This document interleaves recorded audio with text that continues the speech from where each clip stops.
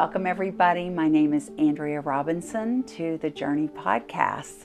I'm your host today and I have a very special guest. Her name is Nikki Seville. She's a master healer and I've been privileged not only to have her work with me on healing, but also to be my friend. So welcome today, Nikki. Thank you, Andrea. We have been waiting for you. So many people have been waiting for you, and I have a feeling that would love to have you back because this is a vast subject, and there's so many questions out there, and so many questions that even I want to ask you. So we'll just start, and maybe you can give us a little background on yourself. So I feel like I've always been intuitive. When I was conceived, when my mum was pregnant with me, there was another baby that didn't survive. And then when I was born, Mum didn't know she was pregnant with twins initially. Then when I was born, there was 2 placentas, so me and the other fully intact. So I felt my twin with me my whole life as my spirit guide. And when I was younger, she was my imaginary friend. So not imaginary to other people, but not to me because I could actually see her. You could see her. Oh, that's fascinating. So this started really young for you. Yes. This has been something that's been with you and as well as me, which this today is not about me, but as well as me, my first what I would call paranormal experience, meaning just above normal, kind of woke me up to there's more than just what we're seeing, but that's fascinating. And so it was normal for you. Yes. Was it normal or was it, and did you realize that other children didn't necessarily have that experience? I think I realized when I was 4 and my grandmother who lived in Germany passed away. And in the middle of the night I was asleep and I woke up and she was sitting next to my bed as a blue glowing light. But I could see her, but I could see through her. Oh. And she came and she said, I've come to tell you goodbye and I love you very much. And going to heaven now. And I wake up the next day. It still makes me emotional when I think about it. Do I need to get you a Kleenex? Yeah, that is because her your love is grandmother, of course. Unconditional. And she's been with me as one of my guides my whole life. But I thought that was real. And then when I told my parents the next day, they were like, well, she's not here, darling. And I'm like, no, well, she's gone to heaven. And they're like, okay. And then when they got the phone call to tell them that she'd passed away, they were like, oh. I think that's the moment I realized that what I could see wasn't real. Yes. If that makes sense. But it was real to me. It was very real to you. Yeah.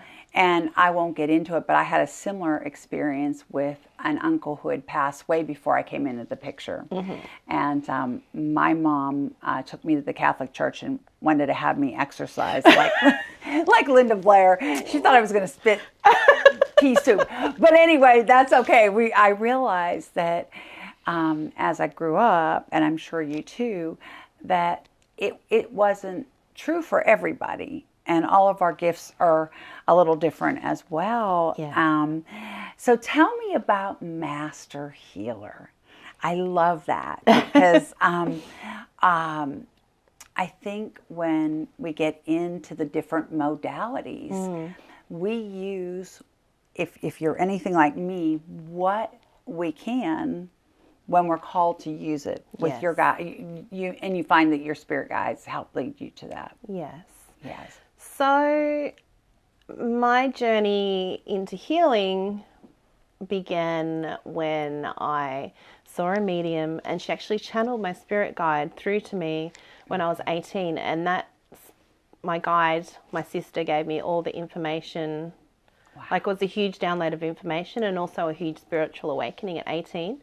Wow. Told me that I was meant to be doing what I'm doing now, to be a healer to help people. And at that stage in my life, I thought I was going to be a graphic designer, which I am. I did study graphic design and I worked in that field for 10 years. But during those 10 years, I was also studying energy healing. And I feel like when I studied Reiki is when I really felt that strong pulse in my hands and that that urge to just the natural flow of the energy. But the attunements really shifted my perspective and my energy. And then when I did the Reiki master level, that's when I felt ready to help others. Sounds very much like me. Yeah. When I took master level, I thought, okay, now I feel more complete. Yes.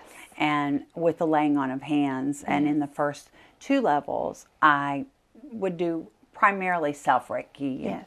And of course, my husband, who would just say, Reiki me. Right. You know, kind of like a dog that rolled over on his back and just Reiki me. Right. You know, and, you know, so that gave me practice, and it really opened your eyes. Did you find that your eyes were open, your spiritual eyes were open to something that that changed for you with your Reiki attunements? Not initially. Okay. I did feel shifts in my consciousness and my awareness of the spiritual realm. It wasn't until I really started working and seeing clients that I felt my intuition in all different levels really take off. So I feel like as a healer, your intuitive gifts automatically open more because you need them to help others heal. That's true. So until I was actually working in that like regularly, I did feel different energy shifts. I definitely felt my energy shift when I had the attunements, and I couldn't figure out what it was. Okay. It's a very different feeling. It's not an earthly feeling, it's a very spiritual feeling. And I recall that. I recall that myself, and probably it spiked my awareness, but my awareness to study more and to seek more. Yes. And did you ever? And you had told me we were talking recently, and you said that Reiki is a tool for you. Yes, it's one of my tools. I know. We have spiritual tool belts. We do. And I want our audience to know that. And, you know, we can have a tool belt, and it can be endless, you know, and we can just keep filling our tool belt with tools to use at certain times.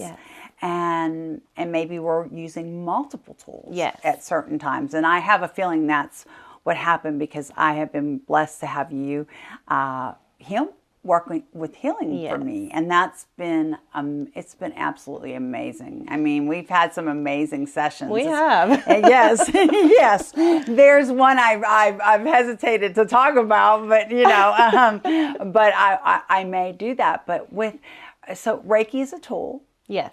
What else do you find to be a tool?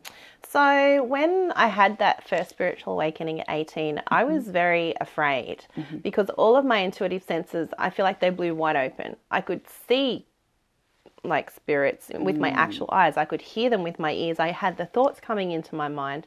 I'm very empathic. I've been that way my whole life, but I could feel other people's energy, and not only humans, but spirits. Yes. And so I was scared, and I kind of went into a panic mode. But that caused me to study like as many things as I could get my hands on about spirituality and the metaphysical world and what was happening to me, and also how to protect my energy and how to stop that overwhelm and stop that change in my intuition happening so quickly that I couldn't in my physical body process or like live in the third dimensional world. If I was a spirit, that would have been no problem. But I'm a human. You're a human. and you're like, okay, I see a ghost floating over there. That, I started to see at one point, as somebody has mediumship gifts herself, and I started to see, and someone helped turn that off. And I don't know if that was good or bad when I look back on it, but knowing that can be reconstituted for me. But I mean, I remember freaking out my first time to see, because you know, you think, I don't know if you were like me, I don't want to put words in your mind or your mouth, but I thought, I'm losing my mind. Yeah. Well, I knew, I consciously comprehended what was happening, but I quickly told, you know, my spirit team, it's too much, stop. And so I did actually shut down that vision, that clairvoyance in myself pretty much straight away. Yeah. and put strong borders and boundaries up, as I learned over the years of all the different clairs and how they worked and what my connection was, because everyone has a different connection with their clairs, the clairvoyance, the clairaudience, the claircognizance, and the clairsentience. Yes. So they're the four main ones, and then there's other ones as well, but everyone has a different degree of what they feel comfortable using. Absolutely. And you can always tune into the others, but it's like exercise. If you exercise a muscle, it gets stronger. Same with your intuition. You exercise different clairs and they get stronger. So I guess I chose claircognizance was my preferred method. Yes. And you kind of, I'm assuming that you know what you not only prefer, but where you lean to and where you can be the most effective in helping to heal other people.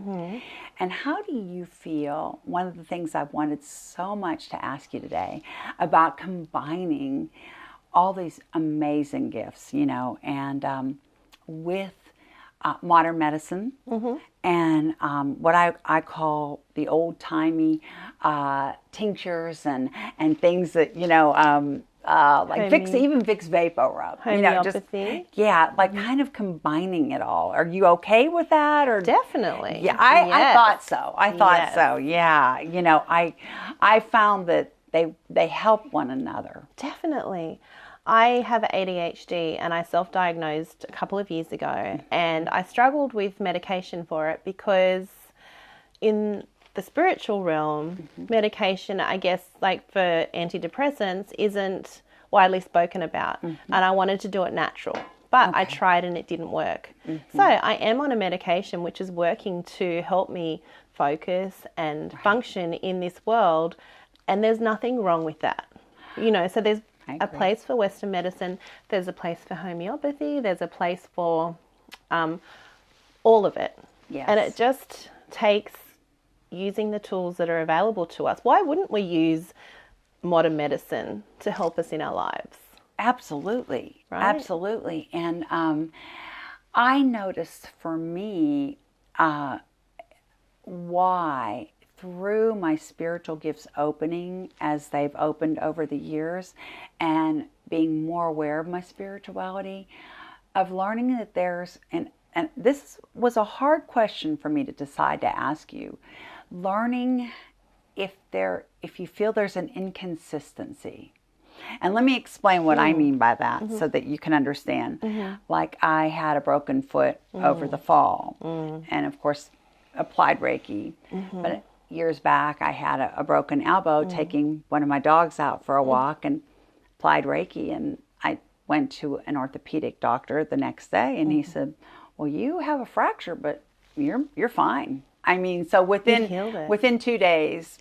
So I you know, for me, there's been an inconsistency, and I likened it to, well, some blood pressure medicines work for me and some don't. How do you view that? Or maybe you have found more of a consistency than I found. So you're questioning how you could heal your elbow but not your foot? Right. Is that the question? Exactly.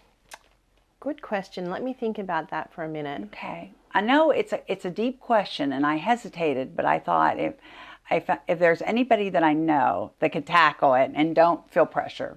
So the message I'm getting is, why do we have the injury? Everything happens for a reason. Your elbow, you weren't meant to learn anything from that, except watch out when you have a dog with you.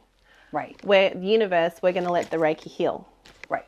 Your foot, you need to slow down. I've got goosebumps. I got goosebumps. We had a conversation on the phone the other day. And it's so true. And we got that message that you need to stop giving so much of yourself to others. Yes. And this foot happened, this foot injury happened because you need to focus on yourself right now and getting your energy back, because you've had a rough couple of years, haven't you? I have. Medically. I have. Yes, very much so.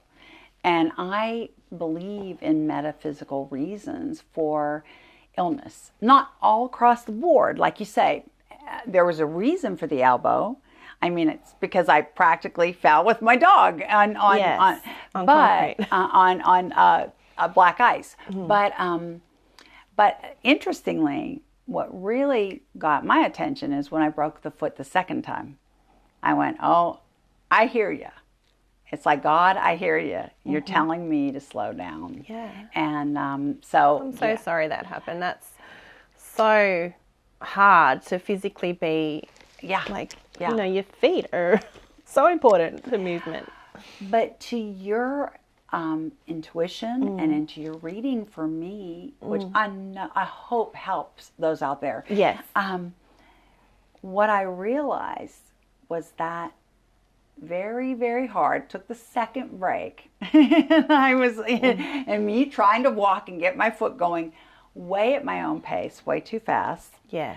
And the second break was, I've got to slow down. There's a message here.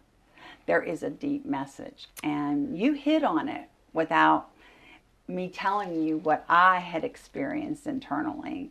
And because I want to go. And you want to give. Yes, I do. And you need to give to yourself. And you need to always, when someone has a request for you, check in with your own body and your energy and your spirit and your guides to make sure everything's in alignment with a yes. And if it's not, it's a no. And don't be afraid to say no. Okay. No is a full sentence. No, it is. It is, and I can say no 500 times. I'm the worst, and it's my fault. But I'm learning. No just means no. Yeah. And that's very apropos for me. I need to hear that. No. And I want to back it up with 1,000 reasons. But okay, I'm getting. Randy would tell you. My husband would tell you. I'm doing better at no. He'll just say, "Are we going to do this?" No. and and he's good to practice on. Good. He's safe. Yes, but that's right. To those out there who are listening to us, as we explain metaphysical meanings and reasons for illnesses, which is, I think, for you and I, being studied and just experiencing it. For those who say, oh, no, because they're in the physical world. It's not about anything but being in physicality. And, my aunt was talking about having stiffness in her shoulders. And she, interestingly, she's 98 now. Oh, bless. She said to me, well, I've always been a little stubborn and I need to do my exercises. And so I looked up metaphysical reasons. Right. And she's had this all her life. Oh. And so it lined up. So for what come up? What did you see? It said literally that that person is stubborn and they're bringing on situations to only increase that because we think it's bad. But God in the universe is trying to get our attention and say, just relax, let it go, And so, I mean, at 98, I don't know how much changing she'll do with that, but she's aware of her stubbornness, though. No, she's very because she aware. gave you the answer, pretty much, didn't she? She gave me the answer, and when I looked it up, I believe it was in Louise L. Hay's book.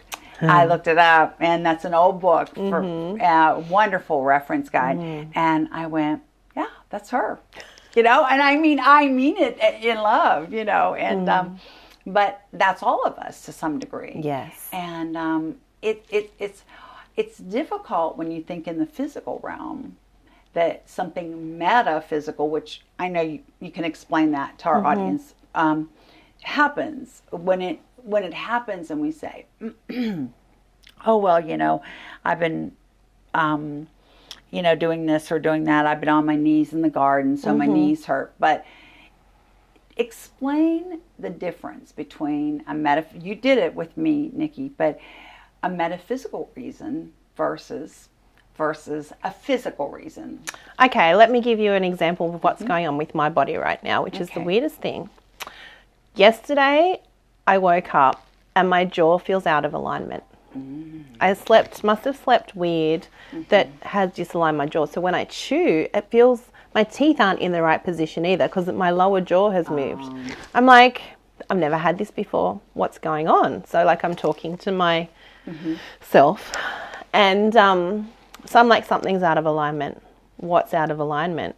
I need to figure that out, but I also need to see my friend who does like structural, he does body testing, he tests your muscle testing to test what's out of alignment. So I'm going to see him this week to, he does this amazing technique called Voila, which basically tests your body to see what's not working, and then he will put it back into place through pressure and movement and things. He's amazing. I love him. His name's Randy. I know the Randy. I need to get Randy's name. I will give you his details, yes. Yes. So, but at the same time, I know that one, I need physical help to getting it back into place. Two, I need to know what's out of alignment. So I will think on that a little bit more today, because I was like, yesterday I was thinking maybe I can give my head a rub and it'll go back into place. And I tried that last night and it didn't work. You're getting a message. You're getting a message that goes deeper. That goes deeper. And yes. So there's more often a deeper message. And I also had a cold like about a month or two ago, and while I was sick I was checking in and seeing what was going on. And I feel like often when we have a cold or a flu, our body is detoxing. Okay. I can see that. Maybe for all different reasons. Like physically our body could be detoxing, but also I felt like my body was letting go of something emotionally. I can't remember what it was anymore, but I often feel that way when I have a cold or a flu or something, that I check in and I see what am I working on. And then when I work on the issue, like healing myself, it clears much quicker. Wow. So I do often feel, and sometimes, I don't get an answer, and sometimes it's just a cold, sometimes it's just a virus. Yeah, and sometimes, like Freud said, a cigar is just a cigar. Yes. It can be just a physicality. Yes, it can be. But I have noticed it oftentimes, and it took 2 broken feet for me to say, I'm slowing down. This time I'm slowing down. I'm listening to the message. And sometimes in the practical world, it's not always easy to absorb. But it's not. But what advice would you have for our listeners as to how they can, say somebody's listening in and they just want to start somewhere to explore and expand their spirituality. And maybe, as you have said it, and I love your words, just awaken to the fact that we are human beings. We are spiritual beings. Let me put that the right way. Spiritual beings having a human experience. So there's someone out there listening. I know there is. I feel it. I got chills too. I felt that. I felt that there's somebody out there listening going, but I don't know where to begin. Where would you tell them if they, depending where they're at in life, doesn't matter. What advice would you have for them? So depending on what they feel drawn to, like, do they like reading? Do they like studying? You can either read a book, or you can research on the internet, or you can see a healer, or you can take a class. There's so many different options out there. The most important thing for everyone is to understand that we are a soul and a spirit living out a human experience in a human body. And we all have an energy field that stretches out as far as our arms can. This is our auric field, which goes all the way around our bodies. And we all have 7 main chakras, and those chakras correspond with the different levels in our auric field. So I feel like it's really beneficial for everyone to understand their chakra system. I agree with that. And to cleanse their chakras by asking. They can just ask their spirit team to cleanse their chakras for them and balance them and ground them again. One of the easiest way to ground and balance your own energy, though, is standing barefoot on the grass or on the earth, or laying in the grass, or hugging a tree. Nature is the best medicine that we have, all of us, at our disposal.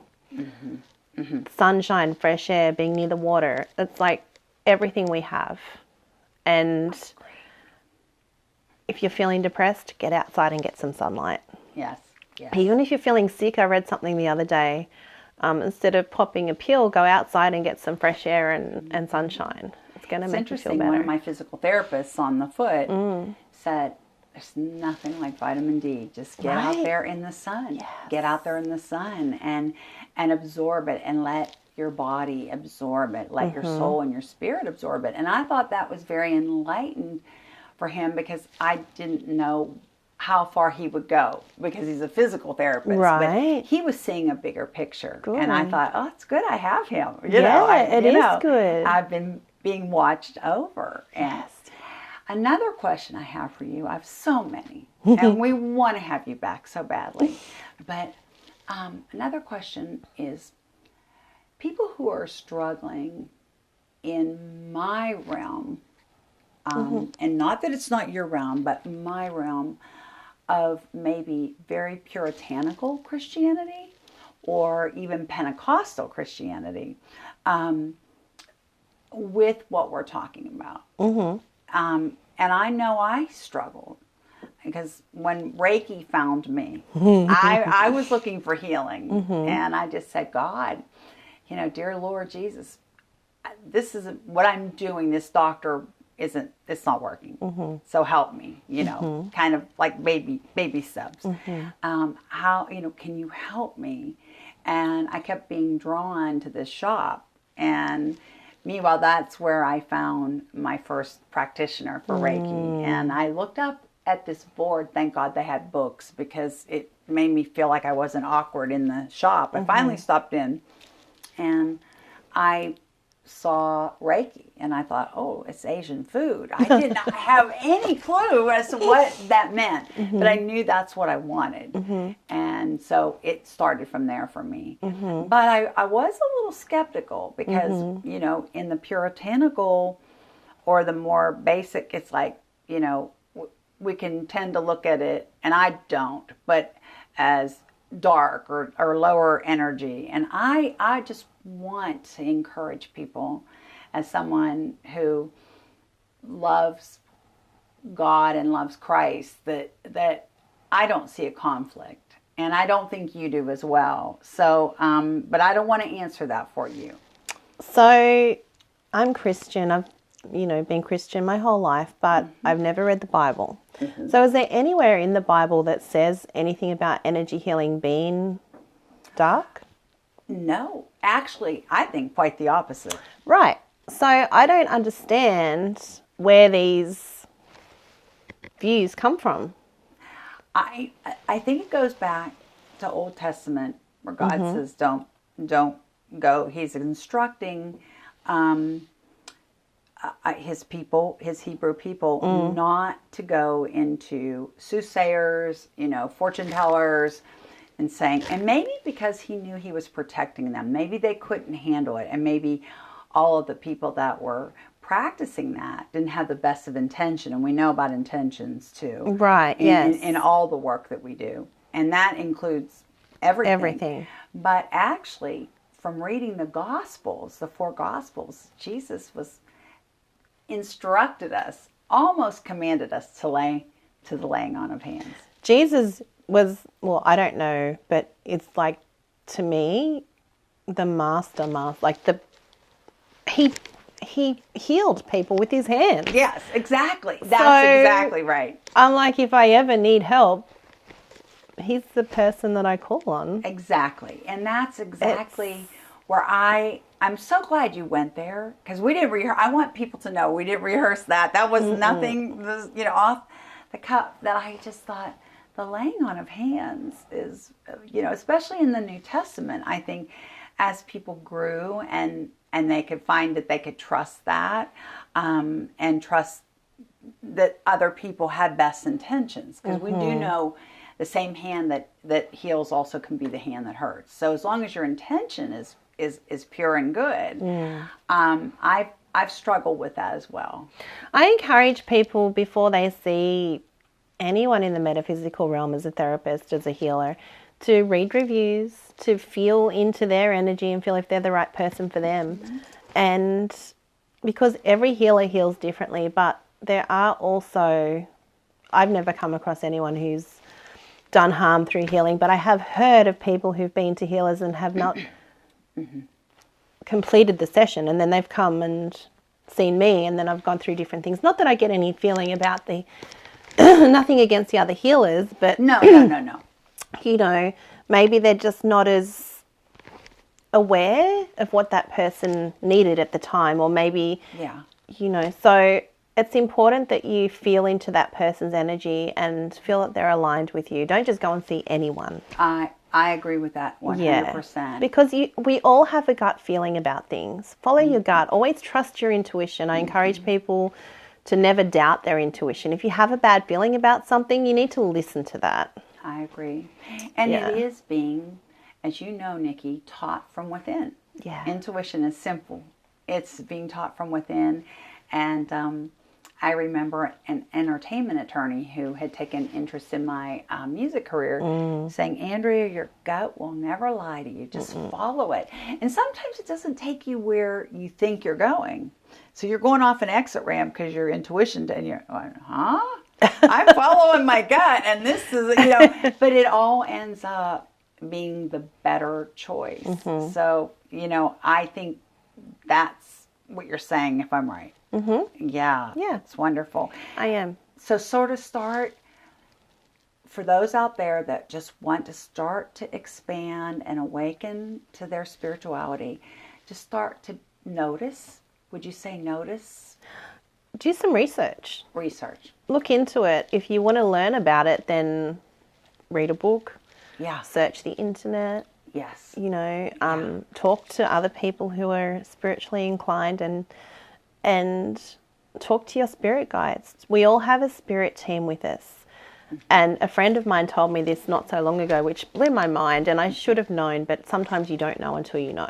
And it's scary because I understood that. But we all have this massive spirit team with us that are here, that are in our lives for all different reasons. So we have one that's for finances. We have one that's for communication. Probably got a few for communication in different areas. One that's here to help us heal. One that's here to help us with our job. One that's here to help us with our friends. One that's here to help us with our kids. Like so many different spirit guides, and we all have that team. And it's all about connecting with them and asking them for help. Because if we don't ask our guides for help, they can't help us. We need to give them permission. Free will. Free will. Yes. So I encourage everyone to connect with their spirit team, and all you need to do is choose one. Whatever is going on in your life right now that you need help with, choose that. You don't need to know their name. Just say, hey, guide of communication with my partner. Step forward and make yourself known to me and have a conversation with them, and just you may hear them as thoughts come into your mind, or you may feel their answers, or they may show you signs throughout the day for answers to that question that you asked them. I have a friend who recently told me something, and when I say recently, about 6 months ago, and she said to me, I ask God to show me how he sees something that I'm having trouble seeing. So I saw that, as she said it to me, as her way of seeking her spirit guide, and everything changed after that. Slowly but surely, how she views a kind of a troublesome situation changed. So that's a good place to start. That's a really good, and you know, as the Bible says, when you seek, you'll find. But you have to seek. Yes. You have to move. You have to make that move. Yes. Do you find that to be true? Definitely. Yeah, I thought so. I thought so. But is there an experience? So many things I want to ask you. Is there an experience that that was so many of what you said already? Wow me, they're epiphanies. But is there one that stands out that you still like lay in bed and go, holy cow, how did that happen? Or, you know, is there anything, or are you okay with all of that? I feel like nothing surprises me anymore, but whenever I am with a client and they heal and they feel the change in their energy, and then they can tell me about it after the session, where it's like, oh my gosh, that's amazing. Like I'm always in awe of the experiences that they have. And same when I'm in a healing, when I'm doing the healing, I'm just a channel for the energy to flow through. So whatever, I always connect my higher self to the client's higher self. Then the client's higher self, or into like guides or whoever is with them, guides me through the session, and their energy flows through me. So just say Jesus wants to come into the session and heal the client, then his energy will be there. And sometimes he'll flow his energy through me and I'll have my hands on them or near them. Absolutely. And sometimes he tells me to take my hands away, and he does his thing, you know, energetically. And often my clients will say, I felt you down here, but then I also felt other hands on me around the table. I'm like, yeah, that's normal. Because your guides needed to come in and work with you at the same time. So healers are just a channel, because people need people. I'm just the physicality to let that energy flow in. So if you come to me as a client, it's easier to talk to me about it than it is to talk to a guy in the sky. I get that 100%, because I feel like healing touch, which is how I heard Reiki explain that particular tool. Healing touch, we know that when we pet our dog or our cat, or we know that they love that, and that's healing for us. It stimulates endorphins. Science backs it up, and so it's phenomenal once you become aware. Once you become awake. I love your word. I'm going to remember that for the rest of my days. Once you become awake to the fact that, yeah, I am more than a physicality, and more than a brain and a heart, which, you know, and I'm so much more than that. And that's a wonderful thing. And I can say from Randy that his grandmother has always been his spirit guide. And I realized, I think before I got into alternative healing arts, that we have special people watching over us. Definitely. And it's wonderful. Yes. It's a wonderful thing. Our ancestors are on the other side to guide us, to keep us safe, and they live through us. So when we go on a vacation and we have the most happy time, they're there with us, living and experiencing those experiences through us. Okay. And when we eat the most delicious food, they're tasting through us. Oh. So they are a part of our lives still, probably even closer than before when they were alive, because they can be with us all the time. And all we need to do is think of them or ask them, and they're right there. Yes.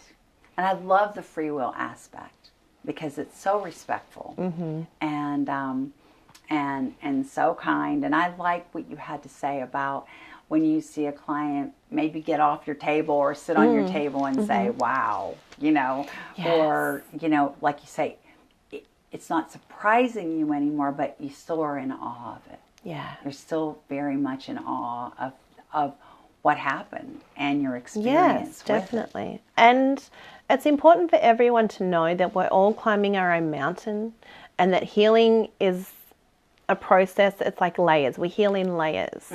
We heal something that's going on in our life, or that's been an issue for a while, and then it'll feel okay for a while, and then it'll feel different, and it'll feel like, you know, you need to revisit that. Yes. So that's very normal, and our life is a journey.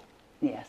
And we're always climbing that mountain, and it's okay that we never reach the top. And it's always important that we look at the lessons that are presented to us, so that we can move through them and learn from them. Because if you try and run away from that lesson, it's just going to chase you. It's not going to give up. Boy, Nikki, I have got to say, I am the poster child. And I went, oh, whoa. Okay. And, you know, why did that happen again? And I don't mean right. And I'm like, wait a minute. somebody's getting my attention, and they want me to, somebody good and wonderful, and they want me to see. Yeah. And they want me to maybe look at life in an alternative way. Like you say about me I love taking care of other people. Me too. But I need that you turn back to me, or you become empty. And that's something I'm sure with your practice that you see all the time, where you're working with somebody and you see that emptiness and how they need to fill themselves back up. And I don't want to put words in your mouth. It's so true. It's so important that we all do what we enjoy in life to fill our own cups. Okay. If we're not doing things that truly bring us joy, then we can't share that happiness with other people. Mm-hmm. Yeah. If a parent is just giving to their child all the time, they're not stopping to do something for themselves to give back, they're not going to have that energy to give to that child. I have thought about that.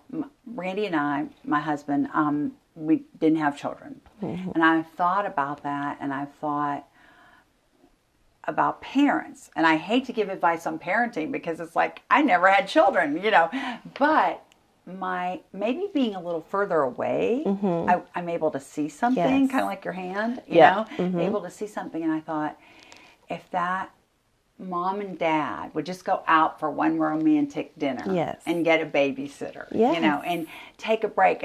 But it's also great for the child. Yeah. And as well as them. And everybody gets filled up. Yeah, that's right. But anyway, and tell me about your family. And you're obviously not from the United States. No, we're not. How did I put that together?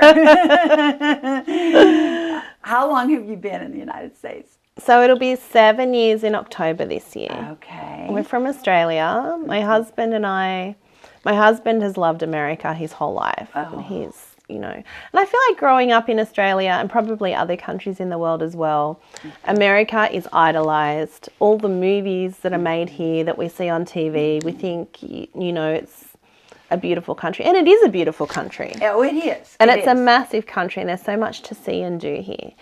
Yeah. So he started entering the green card lottery for us like many years ago. And then we won it. And so we got to move here and live here, and we can stay here as long as we want. We're on diversity visas. Oh, I'm so glad he did, because I would never have met you. Yeah. Or maybe I would have in the spirit realm, but not in a different way. But not. That's so wonderful. So we have made our lives here, and our first daughter was born in Australia. We moved here when she was 3, and our second daughter was born here. Okay. So she's American, and we have made our home here in Mount Juliet in Tennessee. And it's so different living here to what it is in Australia. And it's, I think, so good to have cultural diversity in your life and to see things from different perspectives. I agree. And the world from different angles. Oh, I agree. I grew up in a very ethnic area where we had newspapers in different languages. And the little ladies in the area had babushkas, and they were from different parts of Europe. And it was just, my mom, when she moved here in her 80s, would still get the Slovenian paper and the Italian paper all written in that language. So diversity was something I grew up with. So I don't understand it any other way. I love diversity. Same. I don't want to be the same. Australia is a very diverse country as well. We have people from all over the world that live there. So I've grown up with the same thing, and it's just it's a beautiful thing to have in your life, isn't it?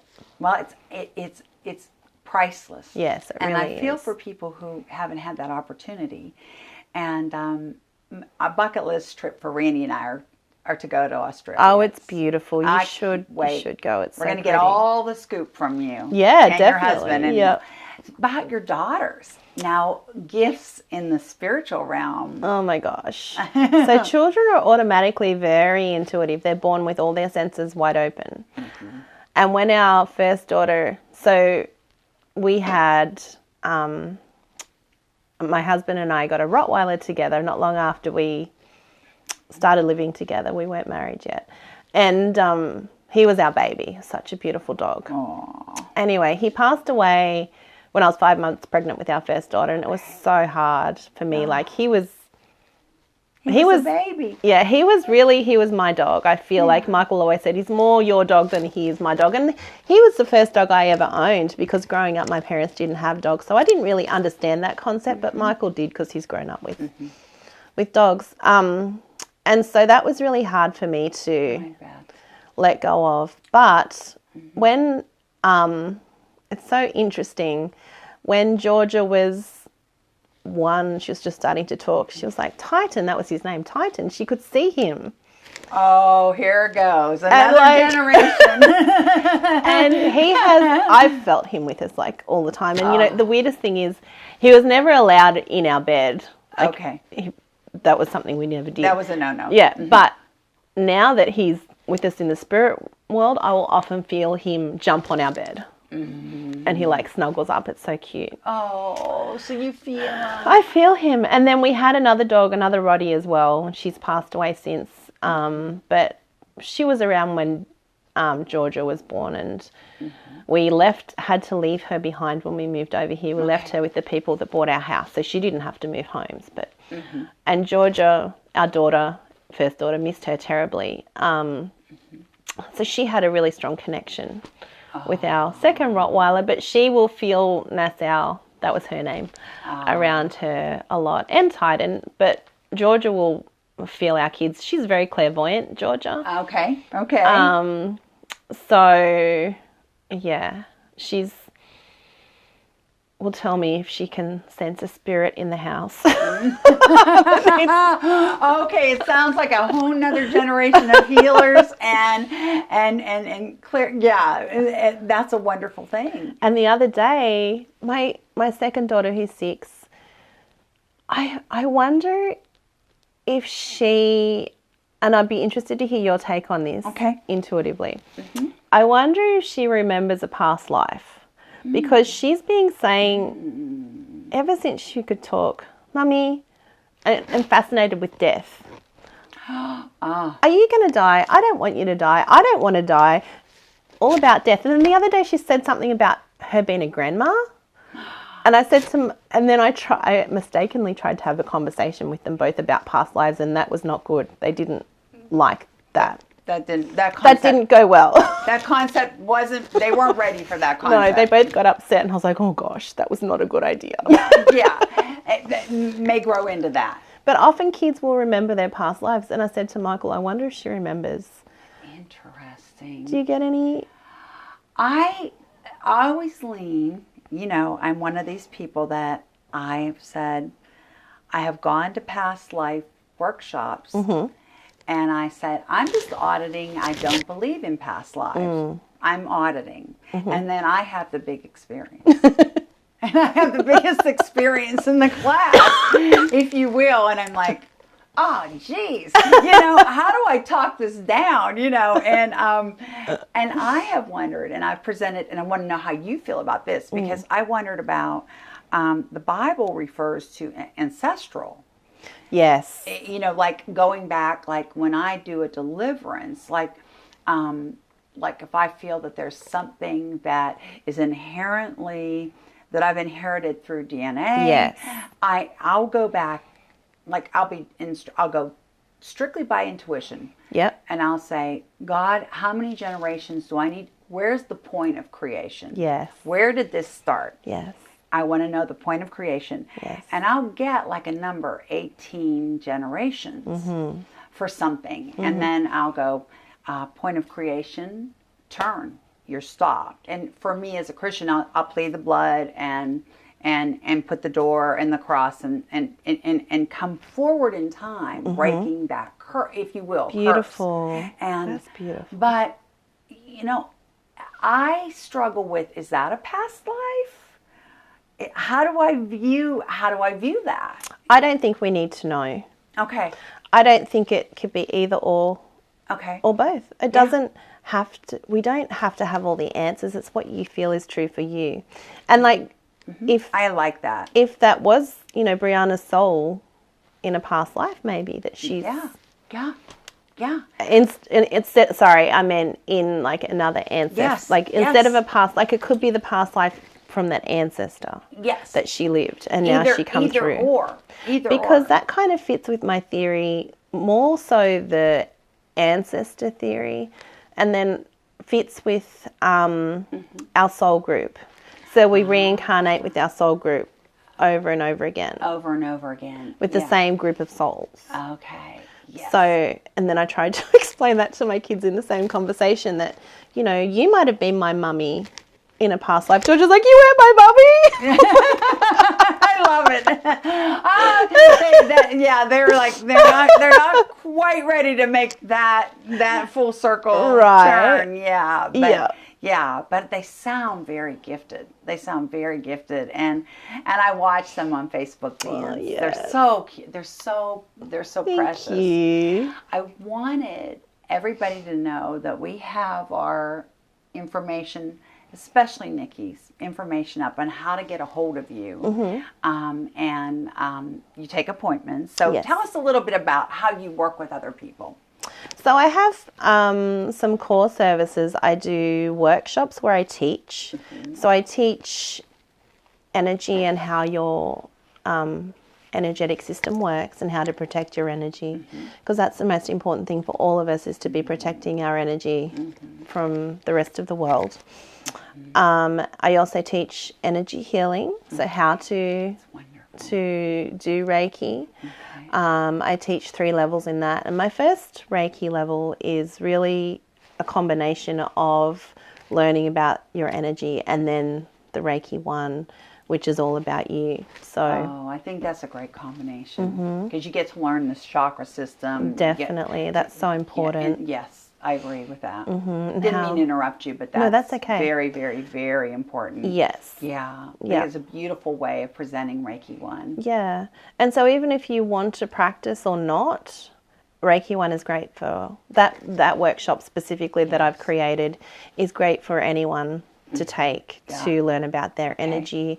And really, when you have an attunement through the Reiki levels, whether it's 1, 2, or 3, your energy your spirituality does open more. Okay. If that makes sense. Yes. And some people can be afraid of that, but it won't open any more than you're ready for, because that's the intention I put in. Okay. Whenever I'm in that space with my clients, that even in an energy healing session, because I do individual sessions as well. Yes. So in those sessions, I'm always, only the energy that this client is ready for will come through. Only the change that they're ready for will come through, nothing more. It has to always be on the client's terms. Because sometimes if you're not, as a healer, if you're not aware of that and if you don't put that intention out there, it's the same with my spiritual awakening. The spirit realm didn't understand that was too much for me to handle. Right. It's the same in a healing session. The practitioner has to put the intention out there to not bring through too much energy, because you can pull through too much and it can blow someone's like auric system and their chakras, like it can be a bad thing. It can be detrimental if you don't know, if you don't have the right intentions. Right. Your intention has to be set. Yeah. For this and nothing more. Yeah. This and nothing more. Well, what's best. And that's why I'm always working with their higher self. Right. Because their higher self knows exactly what they need. It's so beautiful, and I want to make sure that you finish up a little bit with intention, because I know that I set my intention when I used to have a Reiki practice on a regular basis. I would set my intention every day, but then I would set it individually. And I just want people to know that I've gone to you for years for Reiki, and it's been fantastic. And so I hope that if they're in your area, and knowing that it can be done remotely. Yes, definitely. There is a different distance symbol, and that may be something you could briefly explain. Yeah, so, well, first of all, the way I do my healing sessions, I combine all different modalities, not just Reiki, that I've learned over the 30 years of studying, which I'm still studying and learning. And this past year has been a real, at the beginning of last year, my guides are like, you're going to be doing a lot of study, a lot of learning this year. And I'm like, okay, I don't have anything planned. And they're like, no, you're not going to be actually physically studying. You're going to be learning through us. And I'm like, okay. So these last 12 months have been a real eye-opener with them showing me totally different ways of doing all different techniques that I've practiced for years. Yes. But what that, like techniques that it may be like cord cutting or releasing energy, but it's done differently for everyone. Right. So do you do mediumship work as well? We're getting into some deep dive. That's what I promised the audience. But I channel messages as they come through to me. Okay. So like when I'm healing, my passion is energy healing. Okay. I'm not so passionate about reading for people. I understand. I understand. But messages do come through when I'm healing or when I'm having a conversation with someone, like, you know, like we're talking. Like when we spoke on the phone the other day, I will get information for you and I'll give it to you. But you didn't call me asking me for information. No, but I got a whole reading. You just called Just to have. talking to you on We the just phone, were I got a talking. whole We were just reading, having yeah. a chat. Yeah. But you know, and that's how my intuition and my channeling for messages for people works. I don't advertise it as something that I do. I do oracle card readings because those cards will come out exactly as they need to for that person, and then I will get intuitive messages that go along with the cards.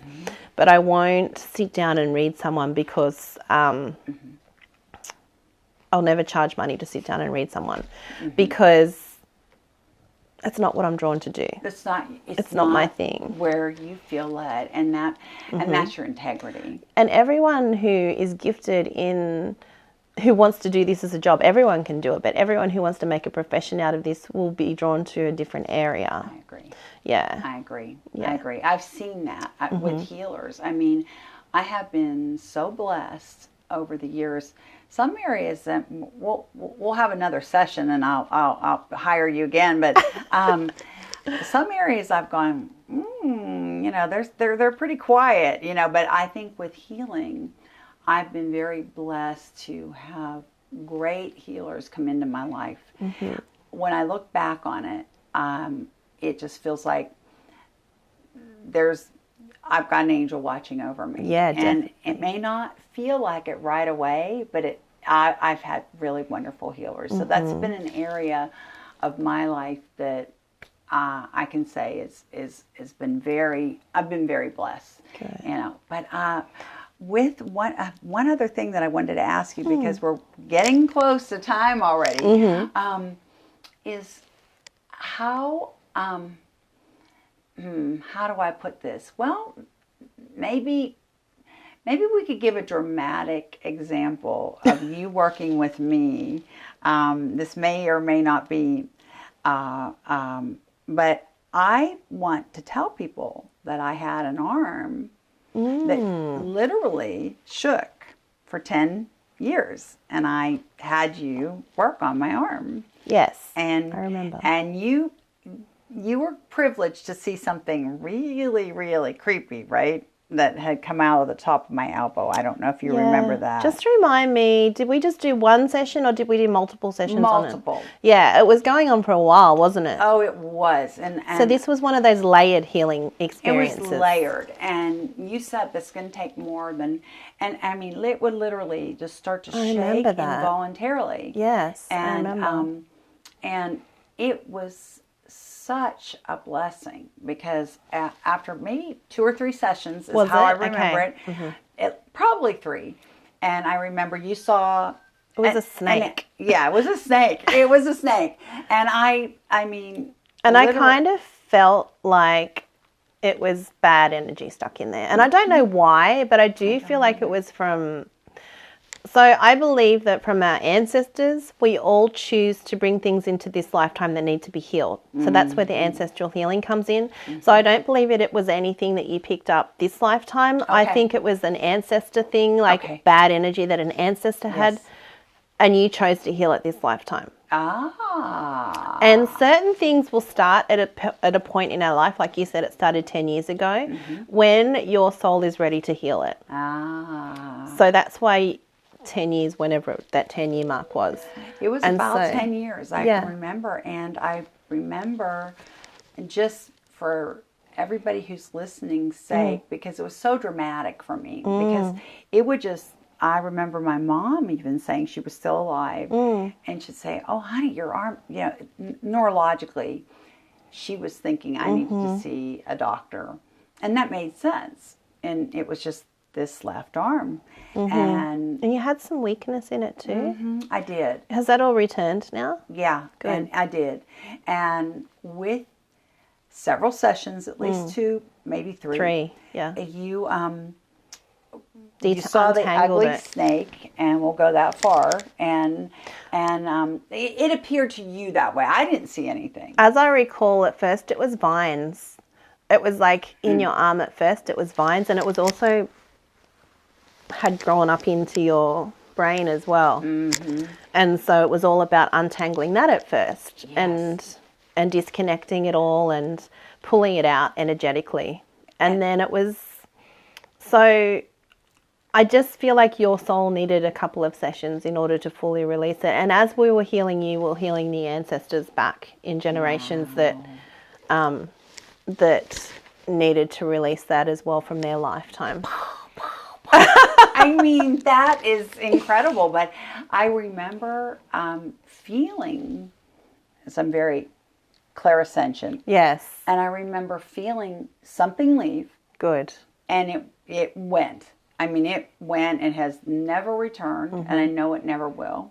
Good. And that's probably been, 4 years ago or so. Did that happen? And so, something that my mom and I were starting to go down the road as neurological ended up turning out to be.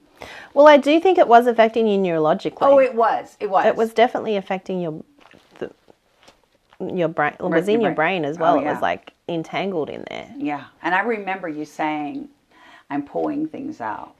And I would feel, I want everybody to know that I would feel these things and releasing. Yeah. But the arm was still shaking until it was that last session. We And fully got it out. Fully got it out. So I wanted to thank you for that. Of so it's something that course. was something I either thought I was going to have to, live with my whole life, or start to see a neurologist and go down that road. And so, we're led. I was led by God to you before that. But that was something That as come the up. layers that had come up, and I just thought it was phenomenal. So It I really want- is, isn't it? And I want people to know what we're talking about today can be very deep if you haven't studied it. But that doesn't mean that they're not intelligent. It's just they haven't put their efforts into that area. But it doesn't mean it can't work. So I want them to call you. I really yes, do. I would love If that.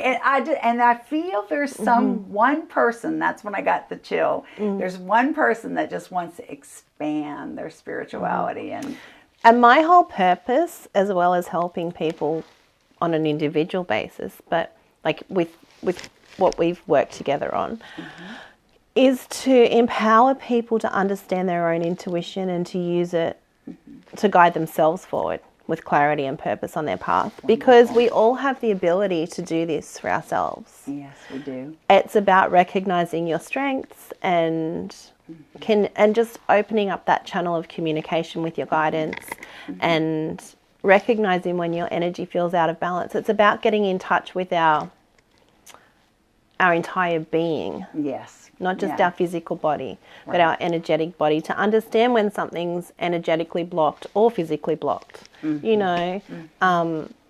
it's a be whole able to thing. recognize it, Yeah. I think, too, as well as that goes. So I offer a spiritual mentorship program as well, where we work on specifically opening up your intuition so you can guide yourself with clarity and purpose. It's a 6-week program where we work together once a week, and we do a mentoring session and then a healing session, and then a mentoring and a healing. And the mentoring sessions are identifying your intuitive gifts and where the blocks are around your intuition. And then the healing sessions focus on removing those energetic blocks to get you to level up to where you to where you need to be. Yeah. Yeah. Where you're meant to be. Or where you're meant to be. Yeah. I like that. Where you're meant term. to be. Yes. And we're about out of time. Okay. But I want to invite you back again. I'd love to. Oh, thank you, Nikki. And also to let people know that we're here to help. Yes. We're here to help. And guide. And guide and love and and anything that we can do. We've got the information on the chat box. Again, I want to tell you that. And I want to thank you so much for coming today. Thank you for inviting me. It's been my pleasure. For me, it was, how do I narrow this down? Because you're filled with wisdom and you're filled with a glow. And anybody who has ever been to you, and I've heard a lot of talk behind the scenes, just adores you. So you're very, very lovely. You're a very lovely human being, and I want people to know that. It's the truth. Thank you, Nikki. Thank you. And if people, for next time we do this, if people want to send you questions, can they do that? Absolutely. And they can send you questions as well. Yeah, they could send me questions as well, and then maybe next time we could go through some of those when we do the next one. And address it specifically. Yeah. Absolutely. Yes. And thank you so much. I love you. Thank you. I love you too. Oh, thank you. And we thank Brandy back in the technical booth.